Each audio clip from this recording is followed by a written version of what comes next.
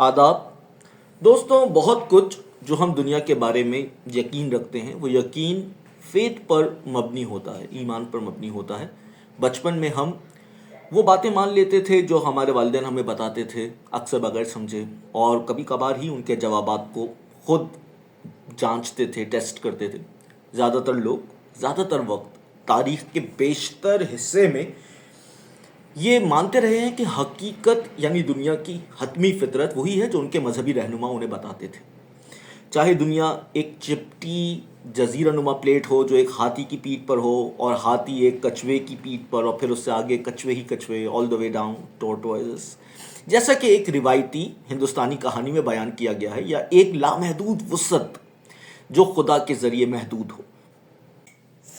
میں خاص طور پر افلاطون کے دو دنیاؤں کے نظریے پر توجہ دوں گا، ٹو ورلڈ تھیوری پر، جو غیر مادی دنیا امٹیریل ورلڈ اور روزمرہ کی مادی اشیاء کی ظاہری حالتوں کے درمیان تعلق سمجھانے کی کوشش کرتا ہے، یعنی ایکسپلین کرنے کی کوشش کرتا ہے امٹیریل ورلڈ اور ایوری ڈے آرڈنری ورلڈ کے درمیان کسی طرح کا کنیکشن، جسے افلاطون امٹیریل ورلڈ یعنی جسے افلاطون حتمی طور پر حقیقی سمجھتا ہے۔ اس کے بعد میں اس سوال کی طرف جاؤں گا کہ آیا ذہن، مائنڈ، باڈی، جسم، یا دونوں حقیقی ہیں؟ اور اگر دونوں ہیں تو ذہن اور جسم کے درمیان تعلق کیا ہے؟ ہم دوبارہ اس سوال پر آئیں گے کہ سب سے زیادہ حقیقی کیا ہے، اور ان دلائل پر غور کریں گے جو جدید جرمن فلسفیوں نے آئیڈیلزم کے دفاع میں دیے ہیں۔ یہ نظریہ کہ خیالات اور ذہن حتمی طور پر حقیقی ہیں، اور ساتھ ہی ٹو ورلڈ تھیوری، دو دنیاؤں کے نظریے کی جدید جو ریسرجنس ہوئی ہے اس کی مقبولیت پر غور کریں گے۔ آج ہم میں سے زیادہ تر لوگ یہ مانتے ہیں کہ حقیقت وہی ہے جو ہمارے سائنسدان ہمیں بتاتے ہیں۔ ہم میں سے کسی نے کبھی ایٹم کو دیکھا یا محسوس نہیں کیا۔ ہم میں سے بہت کم ایسے ہیں جو یہ ثابت کر سکیں کہ واقعی ہمارا نظام شمسی موجود ہے، حالانکہ ہم بچپن سے اس کے چارٹس اور ڈرائنگز دیکھتے آئے ہیں۔ لیکن جب طلباء سے پوچھا جاتا ہے، اسٹوڈنٹ سے پوچھا جاتا ہے کہ وہ کیوں سمجھتے ہیں کہ سورج زمین کے گرد نہیں گھومتا، جیسا کہ ہماری زبان کے الفاظ مثلا طلوع آفتاب اور غروب آفتاب، سن سیٹ اینڈ سن رائز ظاہر کرتے ہیں، تو ان میں سے صرف چند ہی ایسے ہوتے ہیں جو اس کا کوئی ہاف کنونسنگ آنسر دے سکیں، رپلائی کر سکیں۔ جدید سائنسدان اس بات پر نظریہ سازی کرتے ہیں، تھیورائز کرتے ہیں کہ حتمی حقیقت کیا ہے، لیکن ان نظریات میں اکثر ایسے سٹل میتھمیٹیکل کانسیپٹس، ریاضیاتی پیچیدہ تصورات شامل ہوتے ہیں جنہیں عام فرد کے نقطہ نظر سے بیان کرنا مشکل ہوتا ہے۔ مثلا اسٹرنگ تھیوری یہ مفروضہ پیش کرتی ہے، یہ پوسٹولیٹ کرتی ہے کہ بنیادی حقیقت اسمال اسٹرنگز پر مشتمل ہے، جو یا تو کلوزڈ لوپ بند دائرے کی شکل میں ہو سکتے ہیں یا الٹرنیٹیولی اوپن ہوتے ہیں۔ مزید یہ کہ اگرچہ یہ خود سادہ ذرات ہیں، سمپل پارٹیکلز ہیں، اسٹرنگز کی حقیقت 9 یا 10 اسپیشل ڈائمنشن میں، مکانی ابعاد میں، یا بعض نظریات کے مطابق، بعض ورژن جو ہے اس تھیوری کے، اس کے مطابق 26 ڈائمنشن میں ہوتی ہے، اور یہ کسی بھی ڈائمنشن میں ارتعاش کر سکتے ہیں۔ اگر ہم اسے تصور میں لانے کی کوشش کریں تو یہ خیال ہمارے لیے الجھن کا باعث بن سکتا ہے، کافی پزلنگ ہو سکتا ہے۔ اسپرنگ تھیوری کی سب سے بڑی خوبی یہ ہے کہ یہ بنیادی طبعی قوتوں یعنی فزیکل فورسز کے کئی نظریات کو ایسے انداز میں یکجا کرتی ہے، یونیفائی کرتی ہے، جو کوانٹم مکینکس اور آئنسٹائن کی عمومی نظریہ اضافیت کے ساتھ مطابقت رکھتا ہے، یعنی جنرل تھیوری آف ریلیٹیوٹی کے ساتھ کورسپونڈ کرتا ہے۔ ایسے نظریات اس بات کی نشاندہی کرتے ہیں کہ اگر ہم یہ مان لیں کہ حقیقی چیز مادی اشیاء ہیں، یعنی مٹیریل آبجیکٹس ہیں، تب بھی ان مادی اشیاء کو بیان کرنے کے کئی درجے ہو سکتے ہیں۔ مثال کے طور پر وہ کرسی جس پر آپ بیٹھے ہیں، کیا وہ لکڑی یا دیگر مٹیریل ہے جس سے یہ بنی ہے، یا اس مواد کی، اس مٹیریل کی مولیکولر اسٹرکچر ہے جس سے وہ بنی ہے، یا وہ ایٹم جو اس کے اجزاء بناتے ہیں، وہ ایٹم جو اسے کمپوز کرتے ہیں اس سے بنی ہے، یا اس سے بھی چھوٹے ذرات सब एटॉमिक पार्टिकल्स, या फिर कोई गैर मादी चीज़ है, यानी कुर्सी का वो तस्वुर जिसने डिज़ाइनर और उसकी तैयारी में शामिल दीगर अफराद की रहनुमाई की।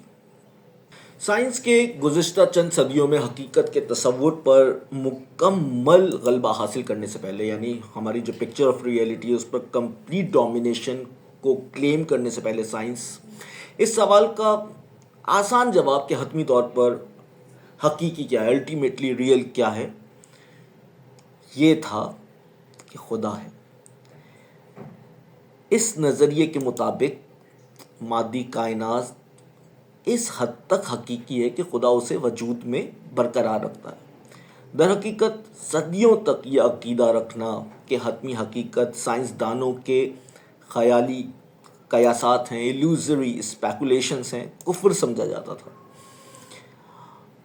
बाइबल का आगाज़ ही इन जुमलों से होता है कि in the beginning was the word and the word was with God and the word was God, all things were made by him. मज़ीद ये कि रूहें, फ़रिश्ते और दीगर रूहानी मखलूक़ात भी हकीकी समझी जाती थी, चाहे उन्हें जदीद साइंसी नुक्ता नज़र के तहत मुशाहिदा, ऑब्ज़र्व या तजर्बा नहीं किया जा सकता हो, टेस्ट नहीं किया जा सकता हो। दूसरी तरफ जदीद साइंसी दुनिया के तसव्वुर में, जिसे हम में से बेशतर बगैर सवाल किए कबूल करते हैं, बगैर किसी क्वेश्चन के कबूल करते हैं, जो चीज़ हकीकी है वो ये फिज़िकल वर्ल्ड है, वो ये मादी कायनात है। ऐसी गैर मादी चीज़ों की हकीकत, नॉन फिज़िकल चीज़ों की हकीकत, जैसे कि आदात, नंबर्स, रूहें, जहन, नफूस, सोल्स, फरिश्ते, हत्ता कि खुदा कम अज़ कम काबिल सवाल है, और अगर इन पर यकीन किया जाए तो उन्हें किसी न किसी तरह जस्टिफाई करना होगा, और तरजीहन यानी मादी कायनात के हवाले से अपील करके फ़िज़िकल यूनिवर्स के अंदर मसलन माइंड्स पर यकीन इसलिए किया जा सकता है कि ये वजाहत करते हैं कि मुख्तलिफ़ अजसाम, बॉडीज़ जैसे बिहेव करती हैं वैसे क्यों करती हैं। इस तरह खुदा पर यकीन को मिसाल के तौर पर कायनात के डिज़ाइन के दलाइल, यानी जो फ़िलासफ़ी ऑफ रिलीजन है उसके अंदर एक बहुत अहम कॉन्सेप्ट है डिज़ाइन आर्गूमेंट का, या मादी कायनात की पेचीदगियों, उसकी इंट्रिकेसीज के ज़रिए दिफा किया जाता है या किया जा सकता है। हम शुरू ही से देख सकते हैं कि हकीकत क्या है, कि सवाल का जवाब दो मुख्तलिफ नुक्ता नज़र से शुरू हो सकता है, दो मुख्तलिफ स्टार्टिंग पॉइंट्स हैं उसके। एक तरफ साइंस का हवाला है, उसकी तरफ अपील, और दूसरी तरफ मज़हब का। एक मजहबी शख्स यकीनन साइंस के नताइज को कबूल कर सकता है, जैसे कि फ़लसफ़ियों जैसे कि पास्कल और लाइब्निज़ भी मजहबी थे और साइंटिस्ट भी, लेकिन एक मजहबी शख्स के लिए कायनात का नज़्म सबसे पहले खुदा के लामुतनाही हिकमत और अच्छाई का निशान है, उसकी गुडनेस और उसके विस्डम का निशान है। ताहम साइंसदान हकीकत को इस तरह देखते हैं कि वो काबिल पैमाइश है, मेजरेबल है और तजर्बे के काबिल हो, टेस्टेबल हो। मंदरजा झेल अशिया कितनी हकीकी हैं, उन्हें 1 से 10 के दरमियान एक स्केल के ऊपर दर्जा दें, जहां 10 सबसे ज़्यादा हकीकत वाली चीज़ है और 1 सबसे कम हकीकत वाली। मैंने आपसे मुख्तलिफ मौजूदात को हकीकत के तौर पर दर्जा बंदी करने का सवाल किया है, ताकि मैं आपके हकीकत के एहसास को तरतीब देने की इब्तिदाई कोशिश करूं। ये वही है जैसे फ़लसफ़ी ऑन्टोलॉजी, जिसे आप फ़लसफ़ी ऑन्टोलॉजी कहते हैं। ऑन्टोलॉजी बुनियादी तौर पर इस बात का मुताला है कि क्या हकीकत है, और हकीकत की मुख्तलिफ सतहों को कायम करने की कोशिश है, यानी एक टेक्सोनमी बनाने की कोशिश है लेवल्स ऑफ रियलिटी के अंदर। ऑन्टोलॉजी एक मखसूस दर्जाबंदी होती है जो मौजूदात को ऐसी दर्जाबंदी के मुताबिक तरतीब देती है। बाज़ लोग एक आम फहम ऑन्टोलॉजी तैयार करेंगे जिसमें सबसे ज़्यादा हकीकत वाली चीज़ें कुर्सी, जिस्म और लोग होंगे। कुछ लोग ज़्यादा साइंसी नुक्ता नज़र अपनाएंगे और कहेंगे कि सबसे ज़्यादा हकीकत वो चीज़ें रखती हैं जो साइंस ने दरियाफ्त की हैं या फ़र्ज़ की हैं, जैसे रॉन्स और जीन्स। दीगर लोग ज़्यादा रूहानी नुक्ता नज़र इख्तियार करेंगे और खुदा और रूहों को सबसे ज़्यादा हकीकत वाला दर्जा देंगे। کچھ لوگ ہمیشہ انسانوں کو سب سے زیادہ حقیقت دیں گے. زیادہ تر لوگوں کو بیتھوون کی موسیقی اور عادات جیسے عجیب و غریب موجودات کو کہاں رکھنا ہے، اس میں سب سے زیادہ مشکلات پیش آتی ہیں. کچھ لوگ کہتے ہیں کہ کچھ بھی حقیقی نہیں ہے اور فہرست میں شامل، لسٹ میں شامل تقریباً ہر اینٹیٹی کو بہت ہی لو رینکنگ دیتے ہیں.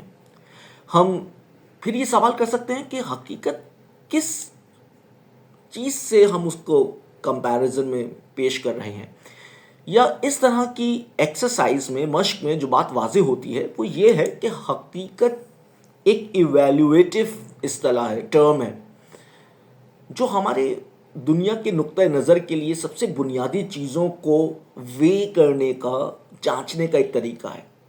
یہ کہنا کہ کچھ بھی حقیقی نہیں ہے، دراصل یہ کہنا ہے کہ ہم دنیا پر بالکل یقین نہیں رکھتے، یا اس بات پر کہ ہمارے اپنے ذہن دنیا پر بلیف نہیں رکھتے. یقیناً اس میں کچھ عجیب سی بات ہے، بالکل آڈ سی بات ہے. دوسری طرف کچھ لوگ، جن میں کچھ اہم فلسفی بھی شامل ہیں، یہ کہتے ہیں کہ فہرست میں شامل، اس لسٹ میں شامل ہر چیز حقیقی ہے. حقیقت میں کوئی یہ کہہ سکتا ہے کہ ہر چیز اپنی کائنڈ کی حقیقت کے طور پر حقیقی ہے.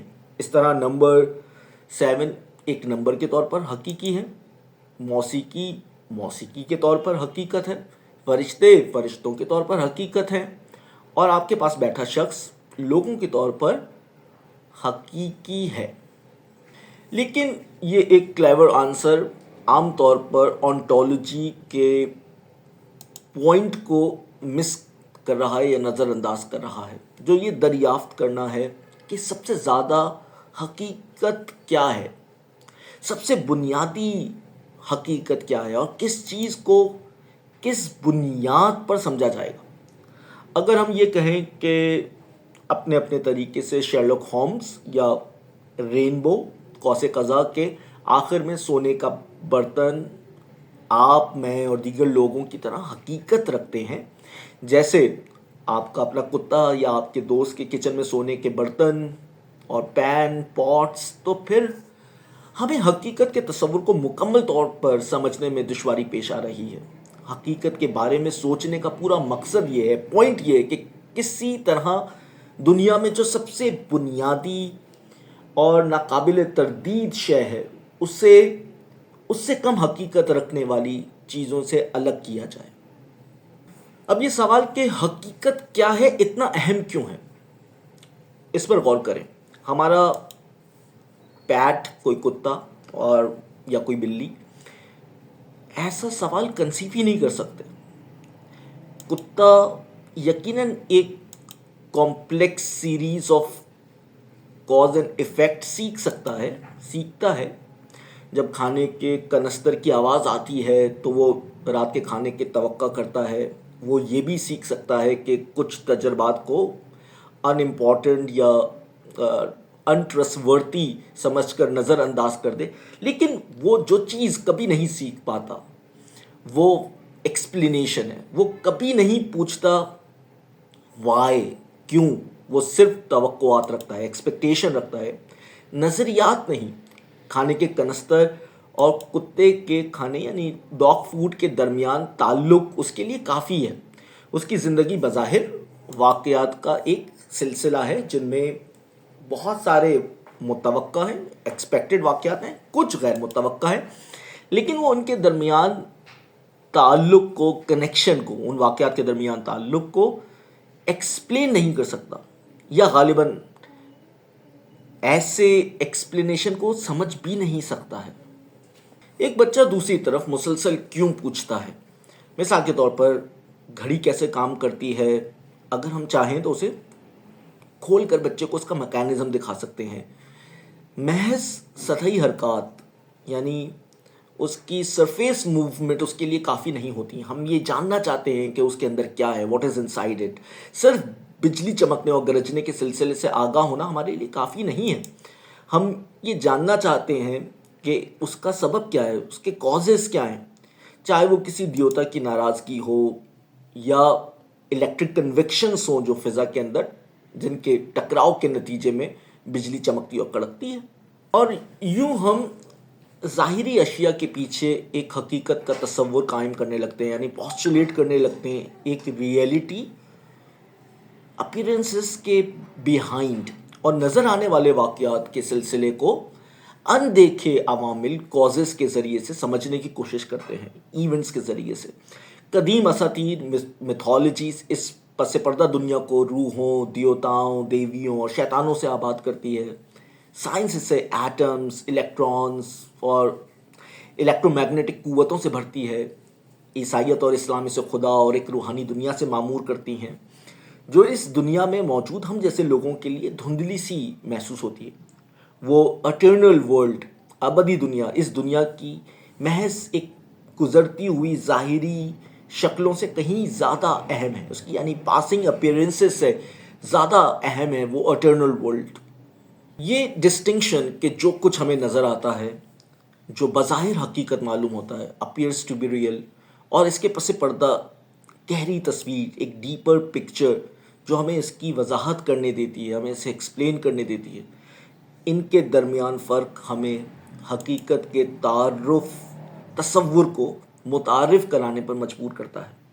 یہ تصور ہمیں اس قابل بناتا ہے کہ ہم چیزوں کے ظاہری پہلو اور ان کی باطنی حقیقت میں امتیاز کر سکیں، اور یوں ہم چیزوں کو خود سمجھنے اور ان کا مفہوم عکس کرنے کے قابل ہو جاتے ہیں۔ اس وی لاک میں جو کچھ ہم نے اب تک کہا ہے، اس میں ہم نے ان موضوعات کو اینٹیسپیٹ کیا ہے جنہیں فلسفے کے اندر مابعد الطبیات کہتے ہیں، میٹا فزکس کہتے ہیں۔ مابعد الطبیات حقیقت کو بیان کرنے کی کوشش ہے، یہ جاننے کی جستجو کہ حقیقت اصل میں کیا ہے۔ اس کا ایک اہم یعنی جز کاسمولوجی ہے، یہ تصور کے سب سے بنیادی حقائق کیسے وجود میں آئے، سب سے بنیادی چیزیں کیسے وجود میں آئیں۔ دوسرا اہم جز اس کا آنٹولوجی ہے، جو اس بات کا مطالعہ کرتی ہے کہ کیا ہے، واٹ از۔ جب ہم اپنی مابعد الطبیاتی آرا کو تشکیل دینے کی کوشش میں آنٹولوجی کو فروغ دیتے ہیں، تو ہمیں دنیا میں موجود مختلف اشیاء کا تجزیہ کرنا پڑتا ہے، اور ان میں سے بنیادی ترین ہستیوں کو، اینٹیٹیز کو منتخب کرنا ہوتا ہے۔ ہم پہلے ہی ان دو معیاروں، ان دو ٹیسٹ کا ذکر کر چکے ہیں جو اکثر اس تصور پر امپوز کیے جاتے ہیں، لاگو کیے جاتے ہیں کہ سب سے زیادہ حقیقی کیا ہے۔ پہلا یہ ہے کہ وہ چیز جو سب سے زیادہ حقیقی ہے وہ ہے جس پر باقی تمام چیزیں انحصار کرتی ہیں، ڈیپینڈنٹ ہے۔ ایک مذہبی شخص کے لیے خدا سب سے زیادہ حقیقی ہے کیونکہ ہر چیز اس پر منحصر ہے، جبکہ ایک سائنسدان کے لیے سب سے زیادہ حقیقی وہ اصول اور ذرات ہیں جن پر تمام حقیقت کی بنیاد عقلی طور پر استوار کی جا سکتی ہے۔ دوسرا معیار یہ ہے کہ سب سے زیادہ حقیقی وہ ہے جو نہ پیدا کیا گیا ہو اور نہ ہی فنا ہو سکتا ہو، جو تبدیلی سے مبرہ ہو۔ چنانچہ خدا نے زمین کو پیدا کیا اور وہ اسے ختم بھی کر سکتا ہے، لیکن خدا خود نہ پیدا کیا گیا ہے اور نہ ہی فنا ہو سکتا ہے۔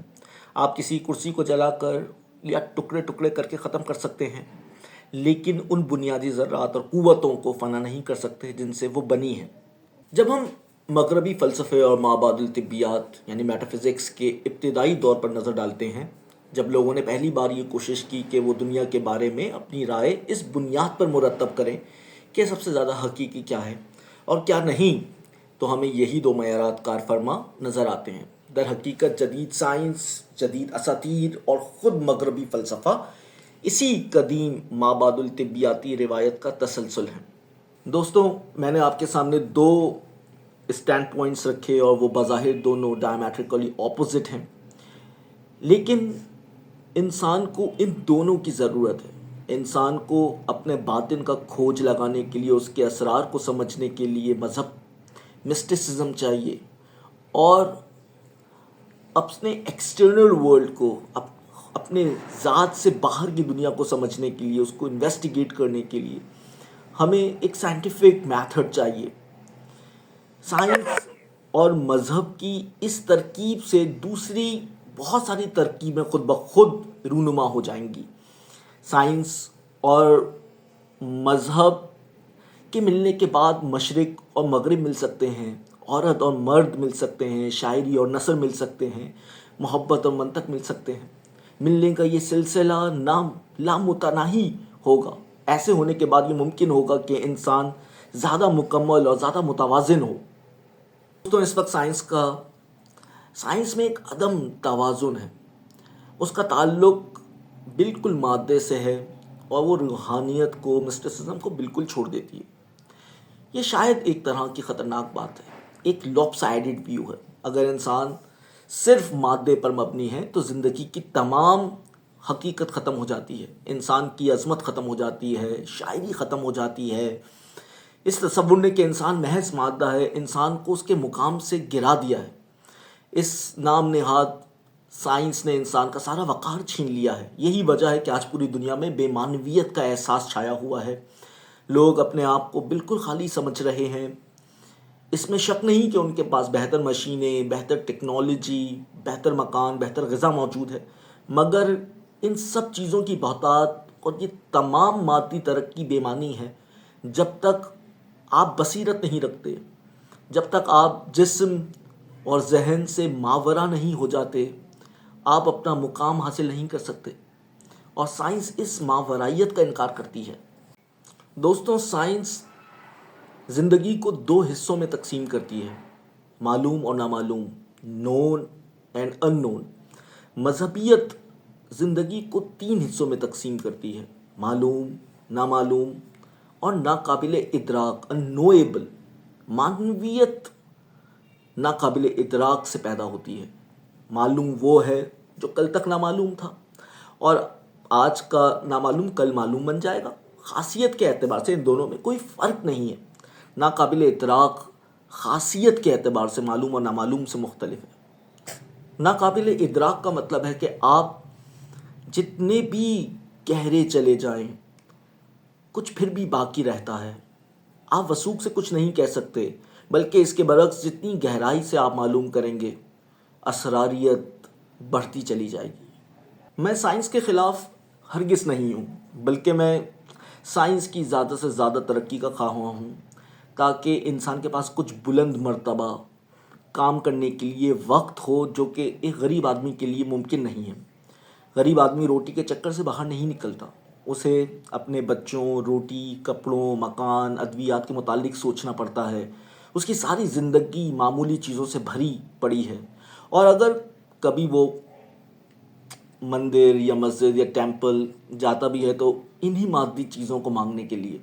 اس کی عبادت شکرانے کے لیے نہیں ہوتی، ایک فیلنگ آف گریٹیٹیوڈ اس کے اندر نہیں ہوتی، بلکہ ایک خواہش، ایک تقاضا ہوتی ہے، ایک ڈیمانڈ ہوتی ہے. اس کے لیے یہ کیسے ممکن ہے کہ وہ کچھ دیر خاموشی سے بیٹھے. دوستوں میری خواہش ہے کہ آپ نیوٹن، ایڈیسن، آئنسٹائن سے فیض یاب ہوں اور اس کے ساتھ ہی بدھا، کرشنا، عیسیٰ اور محمد سے بھی فیض حاصل کریں. جہاں تک سائنس آپ کو لے جائے آپ چلے جائیں، مگر یہ آپ کو زیادہ دور نہیں لے جا سکتی. سائنس آپ کو آپ کی ذات کے اندر تک نہیں لے جا سکتی. یہ تو صرف معروضیت کا مطالعہ کرتی ہے، آبجیکٹو ایکسٹرنل ورلڈ کا مطالعہ کرتی ہے. سبجیکٹیوٹی، موضوعیت اس کے دائرے سے باہر ہے. معاشرے کو سائنس کی بھی ضرورت ہے اور مذہب کی بھی. اگر آپ مجھ سے پوچھیں کہ مذہب اور سائنس میں سے کسے پریفرنس دوں گا تو میرا جواب ہوگا سائنس کو. پہلے خارجی دنیا پھر داخلی دنیا.